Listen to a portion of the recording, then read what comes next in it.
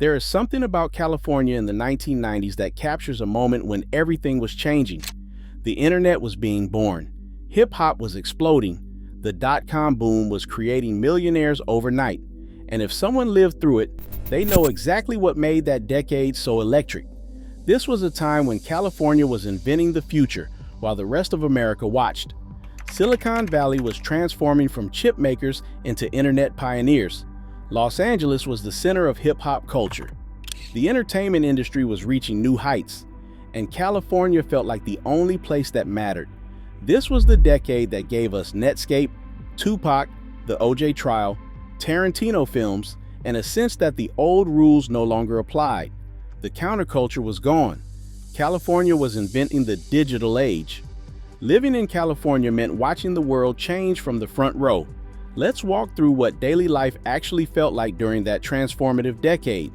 Some of this might bring back memories. Some of it might explain why the 1990s shaped everything that came after. Let's step into that world.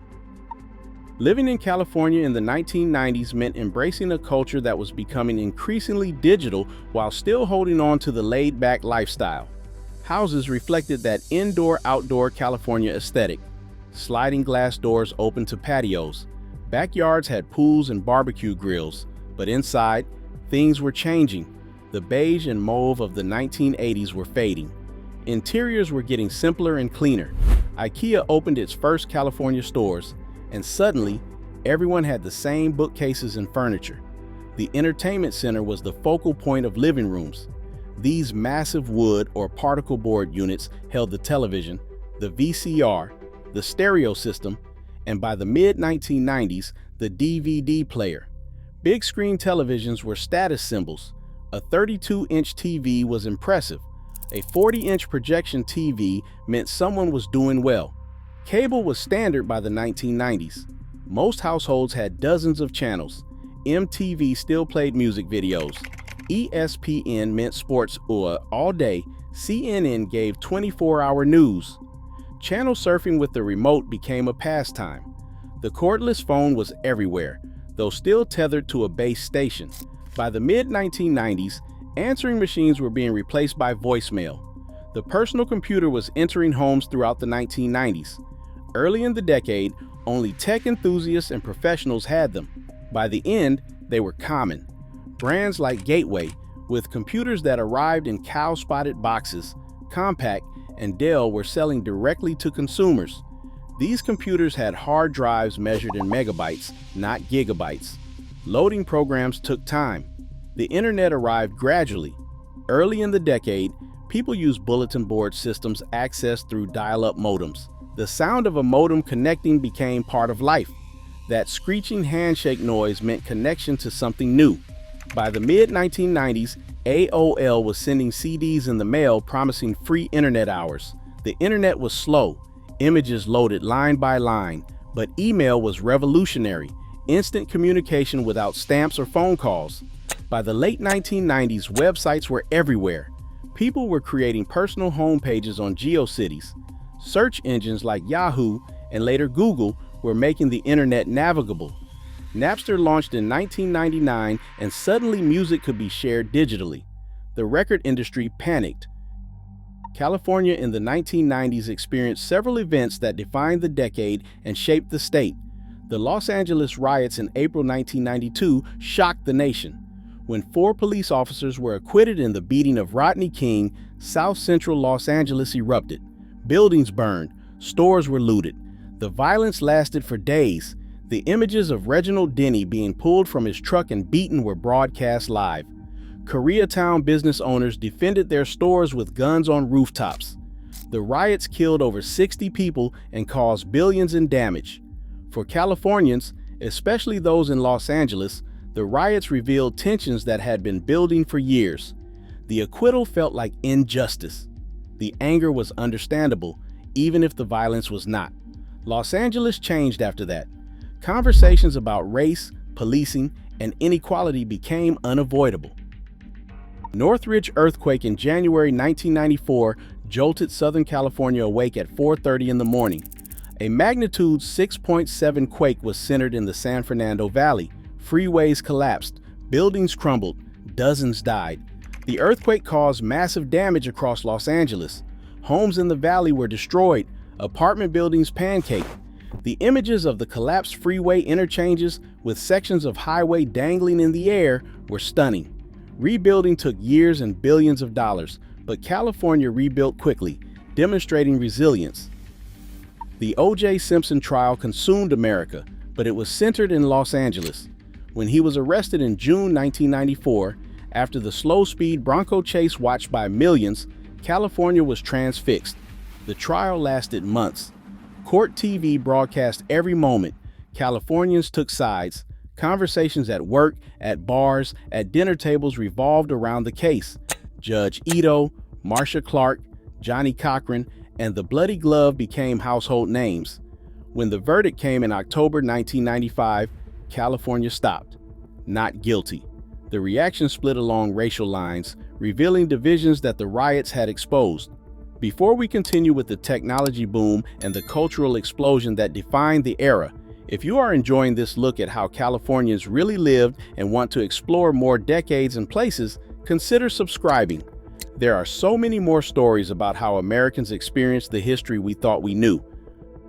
The music coming out of California in the 1990s was defining youth culture across the world. Hip-hop exploded in Los Angeles. Gangster rap was controversial, political, and commercially massive. NWA had broken up, but its members were dominating. Dr. Dre released The Chronic in 1992. The album introduced G-Funk, and it made Snoop Dogg a star. Death Row Records, based in Los Angeles, became the center of West Coast hip-hop. Tupac Shakur signed with Death Row and released All Eyes on Me in 1996.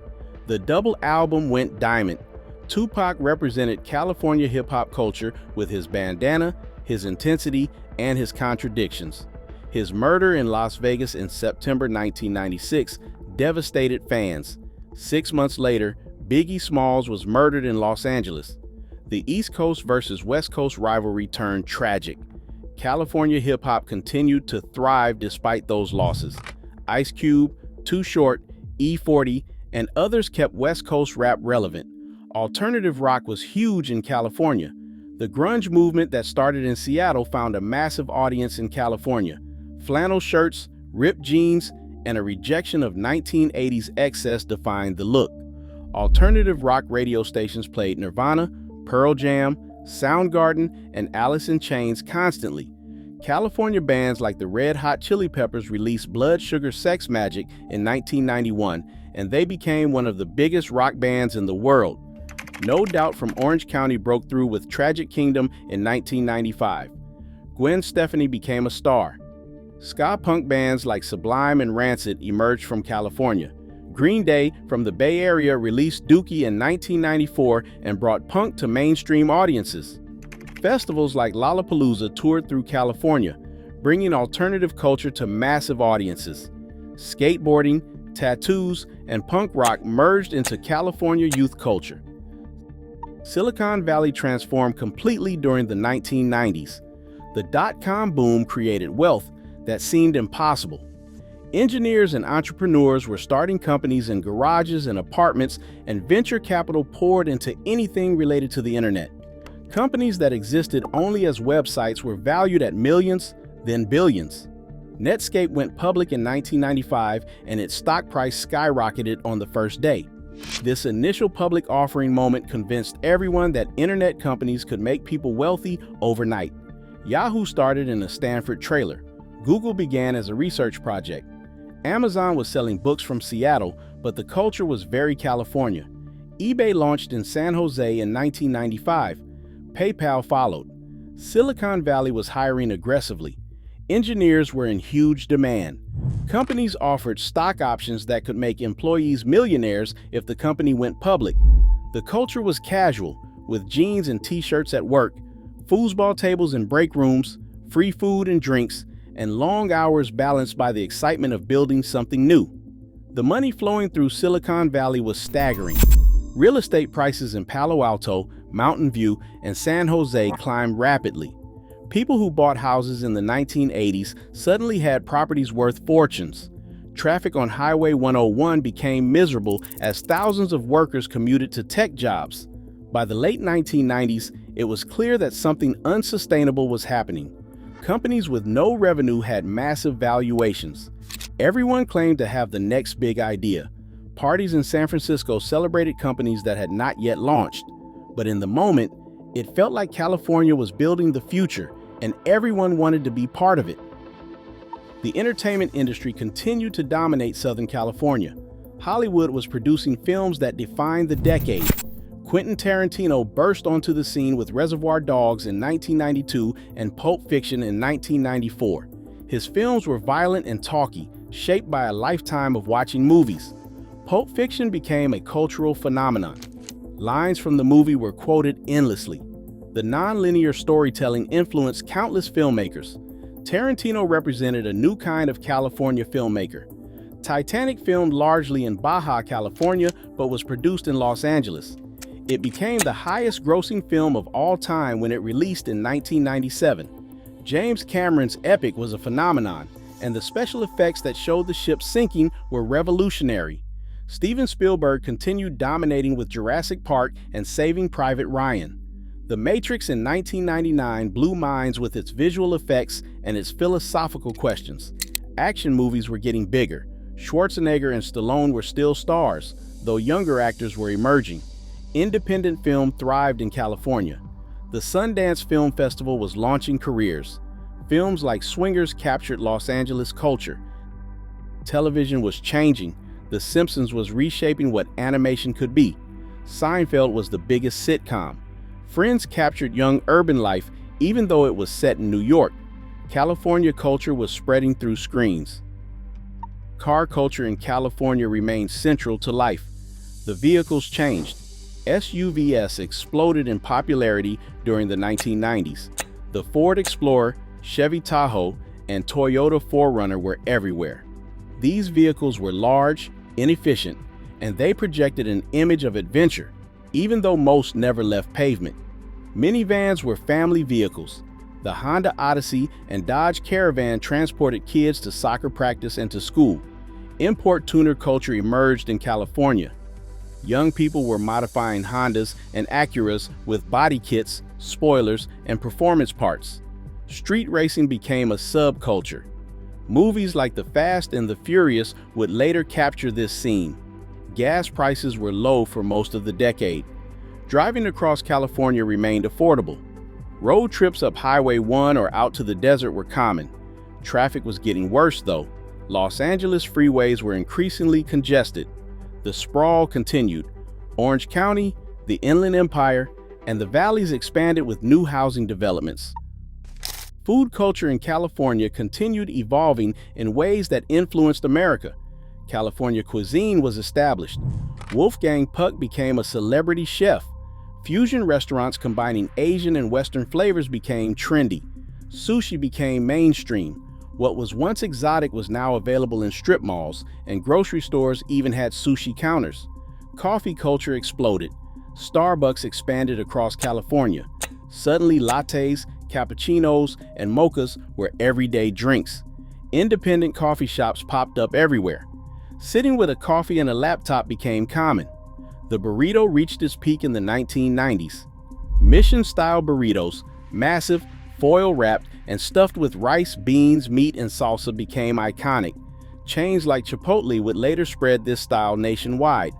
Organic food and farmers markets grew throughout California. The health consciousness that started in the 1970s became more mainstream. Whole Foods opened locations in California. People started reading labels and caring about ingredients. Fast food was still everywhere. In-N-Out remained beloved. McDonald's, Taco Bell, and Carl's Jr. dominated, but awareness that fast food was unhealthy was growing. What defined California in the 1990s was transformation.